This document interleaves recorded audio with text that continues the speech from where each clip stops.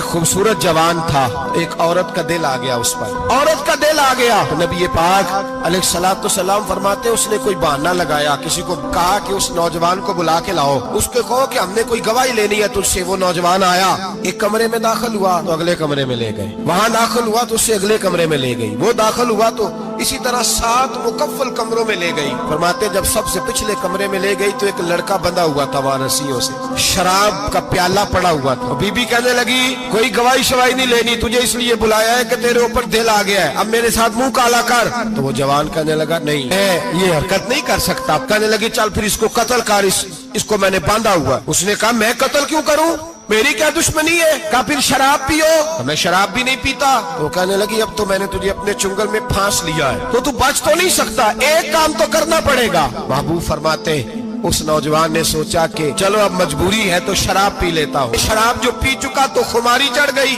اب اس عورت کے قریب جانے لگا کہ میں تیرے ساتھ زنا کروں گا۔ اس نے کہا جب تک میں قریب نہیں آنے دوں گی جب تک تو اسے قتل نہ کرے۔ اس نے اسے قتل بھی کیا، زنا بھی کیا۔ تو محبوب فرمانے لگے یہ قتل اور زنا جو ہوا ہے تو یہ شراب کی وجہ سے ہوا ہے۔